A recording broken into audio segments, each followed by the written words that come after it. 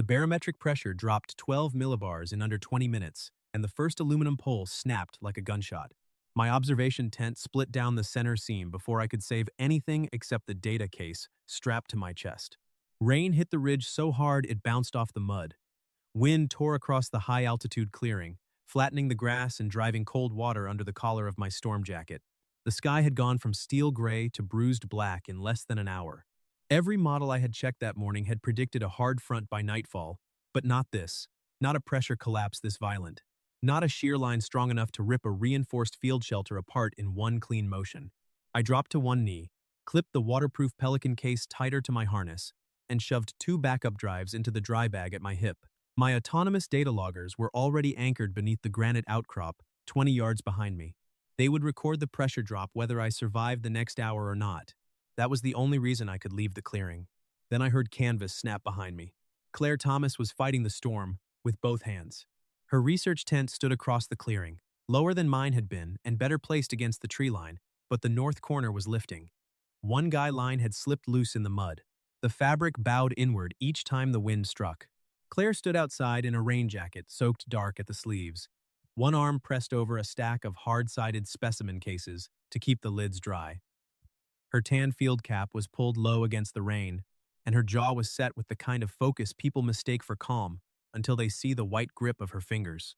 I knew who she was. Lead botanical researcher, university field scientist, the only person on the ridge more stubborn than the storm. Her alpine samples had to stay alive until extraction, or her 10-year study on high-altitude plant adaptation would die with them. Her dean, Dr. Eris, wanted that failure.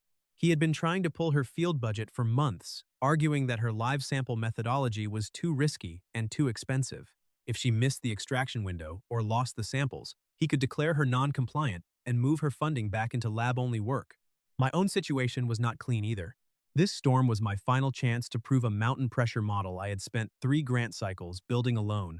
If my loggers survived and I could extract the full dataset, I had a shot at the weather data grant that would keep my research alive another year. If I abandoned the instruments too early, the model died. But my loggers were autonomous now, and Claire's tent was about to fail with her entire study inside it. I crossed the clearing. "North corner!" I shouted over the wind. "Your line is slipping!" Claire looked up through the rain. "The mud won't hold the stake." "It will, if we triangulate it. Prince." I dropped my pack near a flat rock, pulled the mallet from my side loop, and drove a steel peg into the ground at a sharp angle. The mud swallowed half of it before it caught rock. I threw a second peg farther downslope, then ran military-grade paracord from my harness kit through the tent ring and around the exposed root of a Douglas fir. Claire did not freeze. She did not ask me to explain every move. She watched the geometry once, understood it, then shifted the specimen cases behind the windbreak without being told. "Give me the loose line," I said. She handed it over. Our gloves touched for half a second. Cold water ran between them.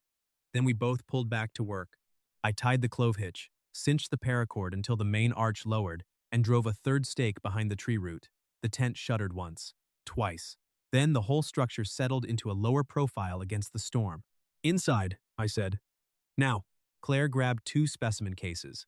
I grabbed the third and kept it level as we ducked through the tent flap. The noise dropped from a roar to a hard, constant drumming.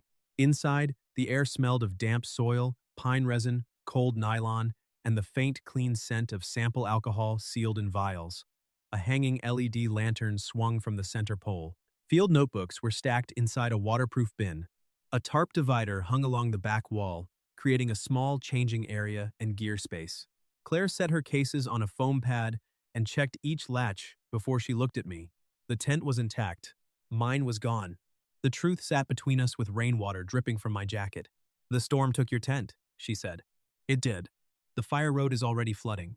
"Yes. The lower ranger station is 4 hours away in good weather. Longer now."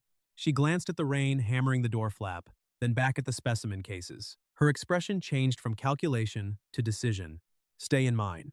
I looked at the narrow floor space between the sample bins, stove kit, and sleeping pads. She was not making a romantic offer. She was making a survival calculation. 1 intact shelter, 2 sets of scientific data, and a storm that would turn the fire road into a river before dark. "Only if you promise not to regret it," I said. "I wake every few hours to check pressure metrics. My gear stays dry. I do not cross the divider. If either of us becomes uncomfortable, I move to the vestibule once the wind drops. As long as you don't step on the alpine moss incubators, she said, we won't have a problem. Clear boundary. Good. She pointed to the left side of the tent. You take that side. I'll use the divider to change out of my wet outer layer. I turned toward my equipment bag and kept my eyes on the brass zipper while she stepped behind the hanging tarp. Fabric rustled. A dry fleece zipped. Boots thudded softly against the mat. No jokes. No looking. No confusion. When she came back out, she wore a field fleece over a thermal base layer, practical and dry. She sat beside the specimen cases and opened a notebook with wet fingers. You're Ethan Scott, she said. Storm chaser. Meteorologist. Mark said you were tracking the same system from the ridge. Mark talks too much on base radio. Mark is the only reason half this camp still functions. That is true. I opened my tablet and checked the offline topographic map. The primary road is no longer viable. Soil saturation on that south slope hit 90% before noon.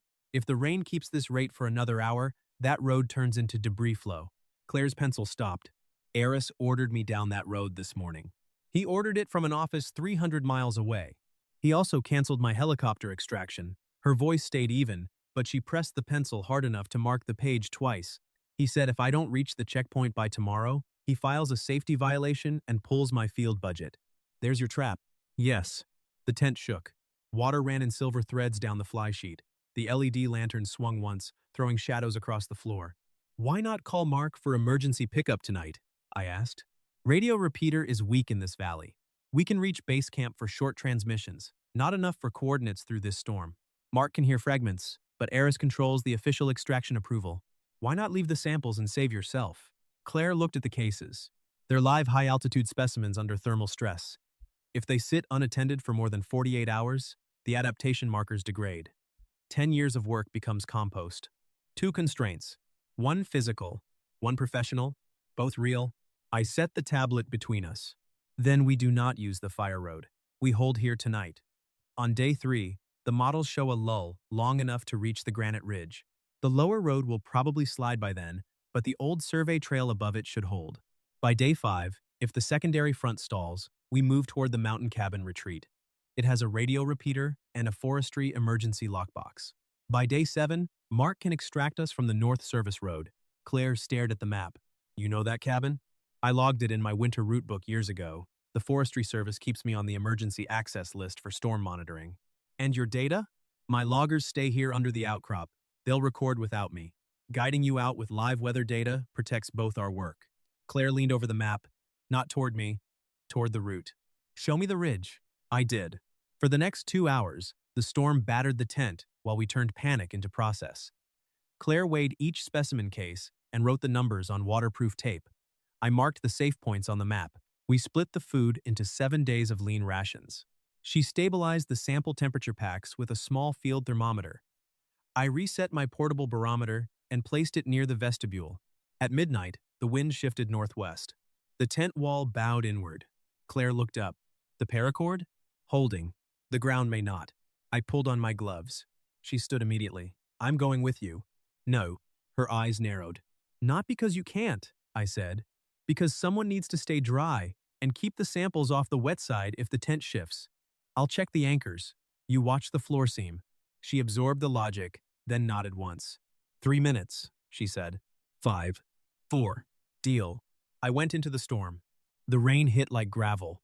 My headlamp showed the paracord humming under strain. The first peg held. The second had loosened half an inch. I drove it deeper, added a second cord to the fur, then built a triangle anchor with 2 spare stakes. Mud sucked at my boots. Water ran down my sleeves. When I crawled back inside, my gloves were stiff, and my jaw ached from cold. Claire had moved my sleeping pad closer to the small safe heater, still on my side of the tent. She handed me a towel without stepping into my space. 4 minutes and 40 seconds, she said. I negotiated with a rock. Did it win? It compromised. That got the first real smile out of her. Small, tired, but real. By morning, the clearing looked rearranged by force. Branches lay across the mud. My torn tent was wrapped around a stump 20 yards downslope. The fire road below camp had become a brown, moving ribbon. Day 2 was for holding position. Not dramatic, Necessary. We checked the loggers through sheets of rain. Claire tested her sample temperatures every 3 hours. Mark's voice came through the radio in broken bursts, full of static and worry. Ethan? Claire? Copy, if secure. I answered from inside the tent. Secure, tent intact. Fire road compromised. Planning ridge exit on day 3. Static cracked. Eris says, checkpoint.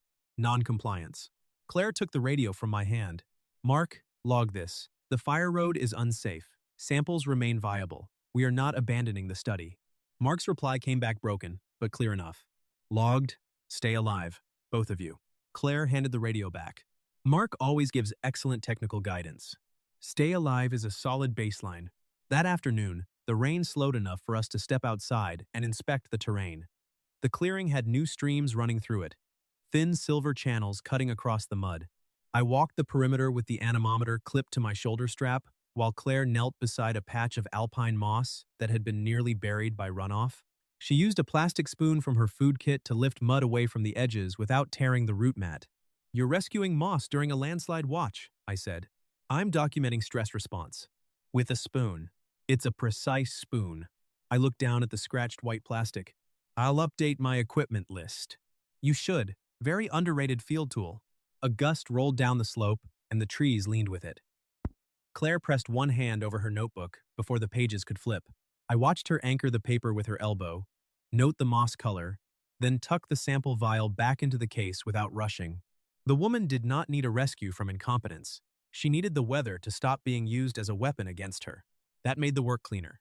By dusk, we returned to the tent with fresh data and colder hands. I heated water. Claire tore 2 ration packets open and combined them into something she called field stew, with the confidence of a scientist who understood chemistry and the optimism of a person too hungry to care. It looked terrible. It tasted better than expected. Do not look surprised, she said. I am reassessing several assumptions. About my cooking? About powdered potatoes. She laughed into her cup, and the tent felt less like emergency shelter for exactly 10 seconds. The relief lasted until day 3. At 6:12 that morning, the mountain moved. It began as a low crack, somewhere below the trees. Then came a grinding roar. Claire and I stepped out of the tent just in time to see the lower slope collapse across the fire road in a wide, brown surge of mud, rock, and uprooted brush. The road disappeared in under 30 seconds. Claire stood beside me with the radio in her gloved hand. The static hissed before Dr. Eris's voice cut through. Thomas, this is Eris. You missed the checkpoint. I am logging your field team as non-compliant with evacuation protocol. Claire pressed the radio so hard her glove creaked. The fire road just washed out, she said. Your route is gone. You were instructed to descend yesterday. Yesterday, the route was already unsafe. That will be reviewed after you return. Until then, I am freezing your field account and recommending suspension of the alpine budget. The radio hissed. Rain tapped on my hood. Claire lowered the device slowly. A corner of the map lifted in the wind and slapped against my knee before either of us moved. I held out my hand. Radio. She gave it to me? Dr. Eris, this is Ethan Scott, independent meteorological contractor. I am recording this transmission for an incident log. The fire road failed at 0612 after sustained saturation levels above 90%. I documented that risk before your checkpoint order. Dr. Thomas refused an unsafe route and preserved live research material under field protocol. If you penalize her for not walking into a debris flow, my full weather log goes to the University Ethics Board and Mark's base camp record. Static swallowed the line. Then Eris returned, clipped, and cold. Ensure the samples arrive intact. The channel cut. Claire stared at the radio, then at the mudslide, then at me. He wanted the road to fail after I committed to it. He wanted a clean report with your name on the mistake. He almost got it. No, I said, handing the radio back. He got recorded. That was the first real turn. Not victory. A foothold. We left after the rain slowed. The ridge trail was worse than the map promised. Steep, narrow, slick, with needles and loose shale. I carried the heaviest specimen case on my pack frame because Claire's left shoulder had tightened after 2 days of lifting. She objected once. I pointed to the way she kept shifting the strap off that side. She gave me a look sharp enough to cut nylon, then let me adjust the load. I am not taking your independence, I said. I am moving weight so you can keep walking. I dislike how reasonable that sounds. I practice. The first mile took almost 2 hours. Every step needed a decision. Mud pulled at our boots. Branches slapped rainwater into our faces. The ridge rose above us like a dark spine, and the forest below kept groaning as runoff moved through roots and loose soil. Twice, we had to stop while I checked the slope angle against the map. Once, Claire spotted a fresh crack in the trail before I did and caught my sleeve before I stepped onto it. I looked down. The surface had split in a thin black line under wet pine needles. "Good eye," I said. "Plants teach you to notice ground before sky. I watch sky before ground. That explains why we make a functional team." I used a trekking pole to test the crack. The soil beyond it collapsed in a slow, ugly crumble, sliding 6 feet down into brush. Claire said nothing. She just marked the hazard on the waterproof map with a red pencil. Trust was not built by speeches. It was built by a red pencil line that kept the next person alive. By late afternoon, sleet began ticking against the tree branches. Day 4 trapped us below the granite ridge. The secondary front arrived too early, turning the rocks into glass. We sheltered beneath an overhang and used a tarp as a windbreak. Claire checked samples by headlamp while I recalibrated the handheld anemometer. The numbers were ugly. "We hold," I said. "The samples have 40 hours before the cold packs fail. I can stretch them to 56 if we keep them insulated and off the ground." Claire looked up. "With what?" I pointed to my foam sleeping pad. "No." "Yes. You need that. The samples need stable temperature more than I need comfort." She looked at the pad, then at me. "Your grant data matters too. My loggers are recording. Your samples are breathing." She did not thank me right away. She took the pad, cut it with her field knife into fitted pieces, and built an insulation layer around the cases with the efficiency of a surgeon. Only after the latches closed did she look at me. "Thank you. You improved the design. You donated the material. And team effort." Team effort. The overhang smelled of wet stone and crushed pine. Sleet clicked against the tarp. Claire leaned back against her pack and closed her eyes for exactly 3 minutes before opening them again to check the thermometer. No speech could have shown her fear more clearly. That night was the coldest. Without the foam pad, the rock carried every degree of the mountain into my spine. I slept in 20-minute pieces and woke whenever the tarp snapped. Claire noticed by the third time. On the fourth, she reached into her pack and tossed me a folded sample blanket. "It's clean," she said. "Not sterile anymore, but clean." I'm not taking sample insulation. It was the outer wrap. "Not temperature critical. I can manage." "Ethan." I looked across the blue-gray dark. She pointed to the blanket. "I adjusted the sample stack after you gave up your pad. I have margin now. Take the blanket so you can still walk tomorrow." The logic was sound. Annoyingly sound. I took it. "Team effort?" she asked. I unfolded the blanket and tucked it beneath my shoulders. Field tyranny. Also, underrated. The next 2 days became a test of systems. Day 5 brought clear sky and brutal cold. We crossed the granite ridge in bright sun that reflected off wet rock and made every step look safer than it was. I tested each foothold first. Claire followed, steady and silent. Once, she slipped on black lichen and caught my forearm. I planted my boots and held until she found balance. As soon as she was stable, I let go. "You make restraint look exhausting," she said, breathless. "It is a field skill." "It is a field skill. That is not in any meteorology manual." "It should be." She laughed, and the sound moved across the ridge faster than the wind. Near noon, my handheld barometer began dropping again. Not much. Enough. I stopped beneath a crooked pine and looked west. A gray shelf cloud had formed beyond the far ridge, flat-bottomed and fast. The sky above it had the wrong color, a greenish undertone that meant hail aloft and sudden downdraft. Claire saw my face. "How bad?" "Not lethal if we move now. Very bad if we stay on exposed rock." "How long?" 2 hours before the gust front reaches us, maybe less." She looked at the specimen cases, then at the ridge ahead. "Can we make the tree line?" End quote. "Yes." "Then stop calculating out loud and walk." I almost smiled. "Yes, doctor." We moved. That afternoon became the hardest stretch of the route. The trail vanished into exposed granite slabs, then reappeared under dwarf pine, then vanished again beneath old snow caught in the shadows. I marked safe steps with trekking pole taps. Claire copied each movement, slower but exact. The storm line followed behind us like a closing door. At one point, Thunder rolled across the valley. Claire glanced back. Do storms ever scare you? Yes. That surprised her. You say that very calmly. Fear is data, panic is noise. She absorbed that while stepping over a fallen branch. What do you do with the data? Adjust the route. Thunder rolled again. This time, she did not look back. By sunset on day 6, the cabin appeared through the trees. Heavy logs, metal roof, one small window catching the last orange light. I found the forestry lockbox beneath the porch rail, entered the access code from my weather permit, and opened the door. The cabin was cold, dusty, and dry. Dry mattered most. I started the wood stove while Claire set the specimen cases on the table. My hands shook from fatigue, but the match caught on the second strike. Flame climbed through the kindling. Smoke pulled cleanly up the pipe. Claire stood by the table, looking at the boxes. They made it this far, she said. Yes, we made it this far. Yes.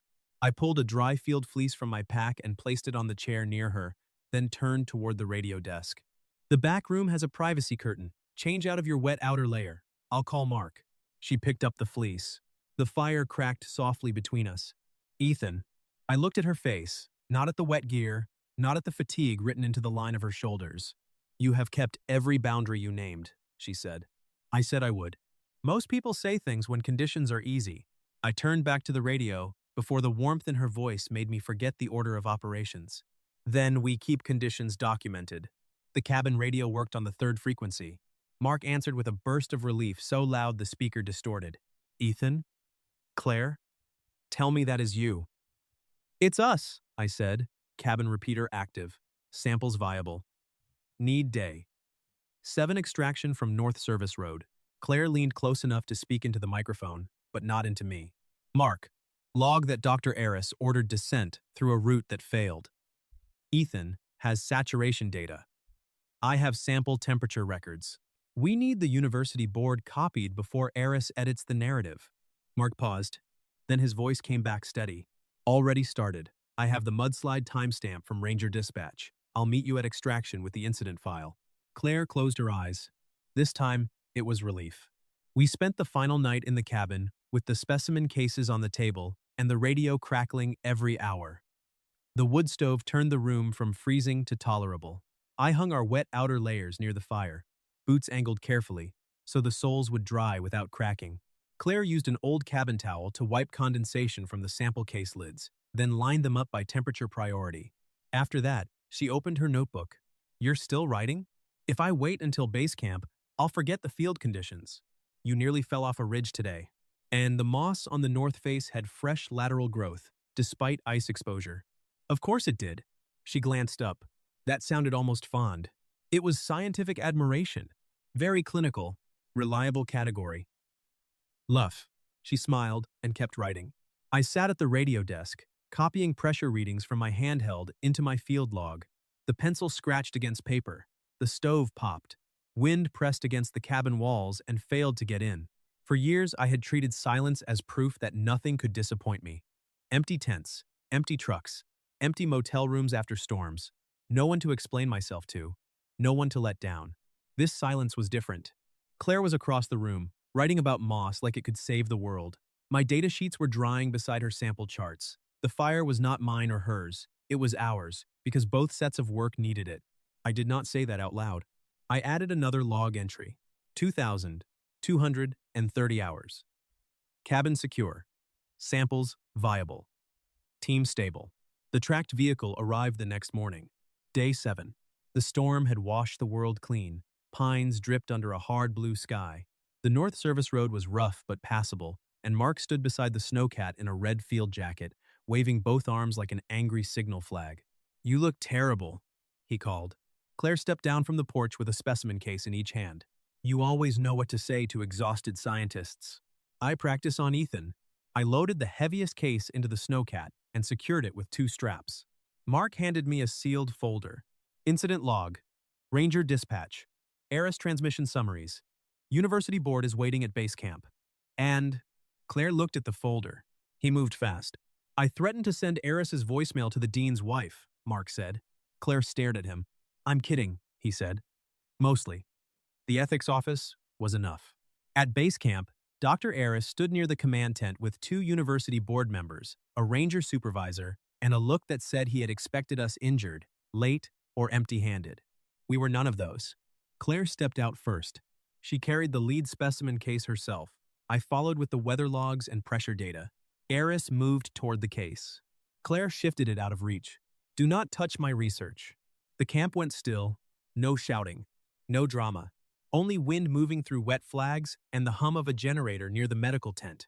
Aris forced a thin smile.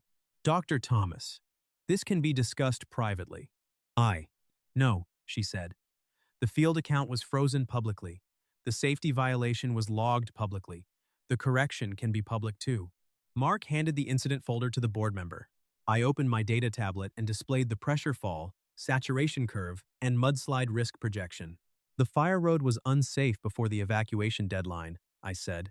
Dr. Thomas's decision prevented injury and preserved the samples. My loggers captured the full storm cycle, and my grant data confirms the route failure. The ranger supervisor nodded. We closed that road after the slide. If they had been on it, we would be discussing recovery, not compliance. Aris said nothing. Claire placed the specimen case on the table between them. The samples are viable. The temperature logs are intact. My methodology holds. I am requesting immediate reinstatement of the field account, removal of the non-compliance note, and an ethics review of Dr. Aris's evacuation order. WAMS. One board member opened Mark's folder. The other looked at Aris. We will take this under review today. Today, Claire said. The board member nodded. Today? By late afternoon, the field account was unfrozen pending formal review. The non-compliance note was suspended. Aris was removed from direct authority over Claire's alpine project until the ethics office completed the investigation.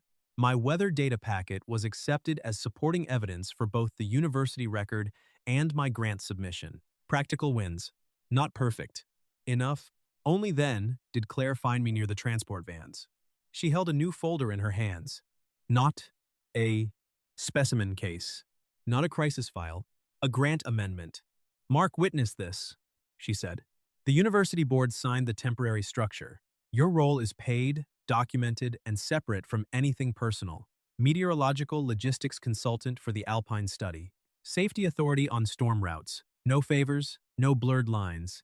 I read the page. She had built the boundary before asking anything else. What are you asking now? I said.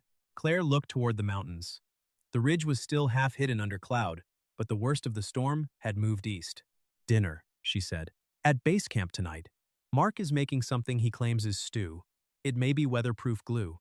You can say no, and the grant amendment stays exactly as written. I looked at the folder, then at the woman who had carried 10 years of work through 7 days of storm and still made room for a clean choice. No regret clause? I asked. Her smile came slowly. Only if you promise not to insult Mark's stew before tasting it. That is a harder promise. I know. Mark shouted from the command tent. If you two are done making contract law romantic, the stew is getting cold. Claire laughed. The sound carried across the wet clearing, bright and alive. I took the heavier duffel from beside her boot and slung it over my shoulder. She raised one eyebrow. Moving weight? So you can keep walking. This time, she did not argue. She stepped beside me, matching my pace toward the warm light of the command tent. The air smelled of wet pine, diesel, wood smoke, and something that might have been stew if a person believed hard enough. Inside, Mark had set 3 enamel bowls on a folding table beside a stack of incident reports. The stew was too thick, too salty, and somehow exactly what the body wanted after 7 days of cold rain. Claire took one bite, looked at me, and waited. I swallowed carefully. It has structural integrity. Mark pointed his spoon at me. That is the nicest thing you have ever said about my cooking. Claire laughed again, and this time I did not look away from it. After dinner, we stood outside the command tent while the last strip of sunset faded behind the ridge. My pressure loggers were safe. Her samples were alive. Aris no longer controlled the story. Mark was inside arguing with the printer, which had jammed on page 2 of the ethics packet. Claire held the grant amendment against her chest. Tomorrow I go back to the university, she said, and I retrieve my loggers from the ridge once the access route opens. Then you disappear into the next storm? The question was light. The answer mattered anyway. I looked toward the dark line of trees. Not if the alpine study needs a meteorological logistics consultant. It does. Then I'll file a schedule. A schedule? Storms require planning. 1. So does dinner. I turned back to her. The cold air moved between us, clean and sharp. Dinner again? I asked. When the final review clears. In town. No emergency rations. No weatherproof stew. No grant paperwork on the table. That is a very strict protocol. You respect protocols. I do. Then follow this one. I looked at the folder in her hands, the mountain behind her, and the woman who had not asked me to rescue her from the storm, only to help her carry the truth through it. Yes, I said. I'll follow it. She smiled, then walked back into the command tent to help Mark with the jammed printer.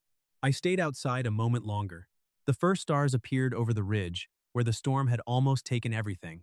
I listened to the generator hum, the wet flags snapping softly, Claire's voice inside the tent correcting Mark's paper tray with scientific patience. For the first time in years, the silence around weather did not feel empty. It felt like the pause before someone called my name and expected me to answer. Closing thoughts. Core lesson. Real protection keeps people safe without turning crisis into leverage. Green flag. They respect your work, your boundaries, and your choices under pressure. Please like and subscribe so we can share more stories like this. The end.